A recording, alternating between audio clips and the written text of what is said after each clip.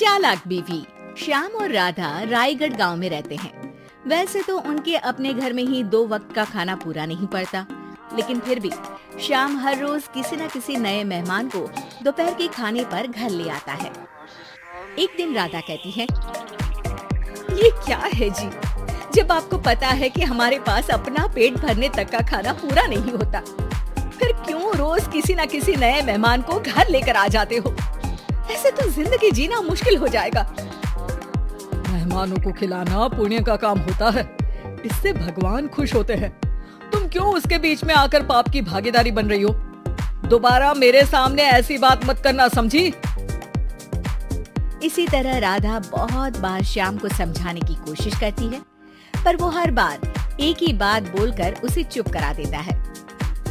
इन्हें समझाना तो बेकार है, मुझे ही कोई ऐसी तरकीब सोचनी होगी जिससे मेहमान अपने आप ही यहाँ आना बंद कर दे। राधा तरकीब सोचने में लग जाती है और इसी तरह कुछ दिन बीत जाते हैं। एक सुबह श्याम बिना कुछ बताए जल्दी घर से निकल जाता है और राधा अपने काम में लग जाती है। कुछ घंटों बाद श्याम अपने एक दोस्त के साथ घर वापस आता है। सुनो राधा, आज दोपहर के लिए 3 मेहमानों का खाना बनाकर रखना और याद रखना उनकी खातिर में कोई कमी ना हो। श्याम की बात पर राधा हैरानी से उसकी तरफ देखने लगती है, लेकिन दोस्त के साथ होने की वजह से कुछ बोल नहीं पाती। घर में तो ठीक तरह से 2 लोगों के खाने लायक तक दाल चावल नहीं है और इन्हें मेहमान बुलाने हैं। बस अपना अपना बोलते हैं, दूसरे की तो कभी सुननी ही नहीं है। क्या करूं मैं? राधा क्या करूं क्या नहीं की उलझन में फंसी ही होती है कि उसके दिमाग में एक तरकीब आती है, जिस पर वो श्याम और उसके दोस्त के घर से बाहर जाते ही रसोई में से सिलबट्टा निकाल कर लाती है।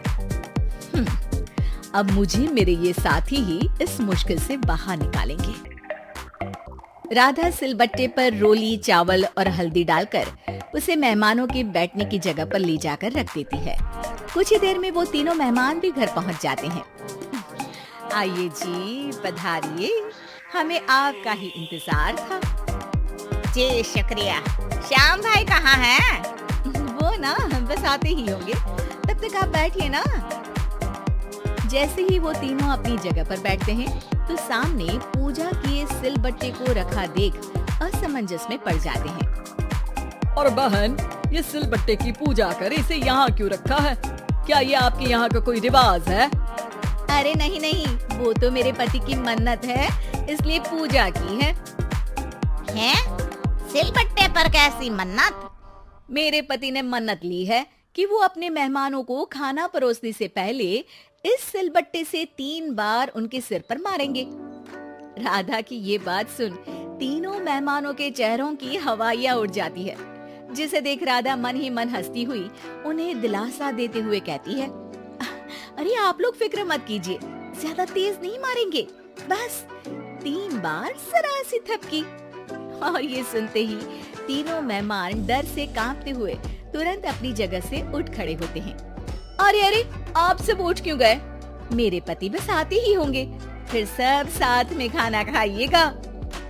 अरे जी नहीं, हमें कुछ नहीं खाना।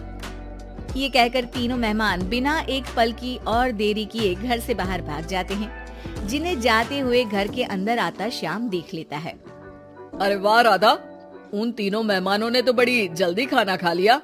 नहीं ना, बिना खाए ही चले गए। अरे वो क्यों? क्योंकि वो खाने से पहले मुझसे ये सिलबट्टा मांग रहे थे, तो मैंने बोल दिया कि मेरी माँ ने दिया है, मैं नहीं दे सकती। बस फिर वैसे ही चले गए। राधा की बात सुन श्याम गुस्से से लाल होकर उस पर चिल्लाने लगता है। तुम पागल हो क्या? मेहमान को नाराज कर दिया। मेहमान जो मांगे उन्हें वो देना हमारा फर्ज है। इतनी सी बात तुम्हें कब समझ में आएगी? मैं अभी उन्हें ये सिलबट्टा देकर वापस घर में ले आता हूँ, तुम खाना तैयार रखना। अब श्याम सिलबट्टा उठाए घर से बाहर निकल जाता है और मेहमानों को ढूंढना शुरू कर देता है, जो उसे पास में ही एक पेड़ के नीचे बैठे दिखते हैं। श्याम उनके पास पहुंचने ही वाला होता है कि वो उसे सिलबट्टे के साथ आता देख दोबारा भागना शुरू कर देते हैं, जिस पर श्याम भी उनके पीछे भागने लगता है। अरे रुको, मैं आप लोगों को ये देना चाहता हूँ। अरे आप लोग रुको तो सही। अरे भाई, ये तो हाथ धोकर पीछे पड़ गया है। अरे जुबान कम और पैर तेज चलाओ। वो तीनों पिटाई के डर से और ज्यादा तेज भागने लगते हैं। इसी तरह तीनों मेहमान आगे आगे और श्याम सिलबट्टे के साथ उनके पीछे पीछे पूरे गांव में घूमते हैं, जिससे धीरे धीरे गांव में ये खबर फैल जाती है कि श्याम दयालु और उदार इंसान तो है, लेकिन अब से वो किसी की भी मेहमान नवाजी से पहले सिलबट्टे से 3 बार उसके सिर पर मारेगा, जिसके प्रभाव से अब लोग उसके घर खाने पर आना बंद कर देते हैं। मैं तो उन्हें सिलबट्टा देने जा रहा था और लोगों को लगा कि मैं मार रहा हूँ। कितना बड़ा बेवकूफ हूँ। अब मेरी ही वजह से कोई यहाँ खाने पर आने के लिए तैयार नहीं है। इस तरह राधा अपनी होशियारी और सिलबट्टे की मदद से श्याम के मेहमानों वाली आदत से छुटकारा भी पा लेती है और घर की शांति भी भंग नहीं होती।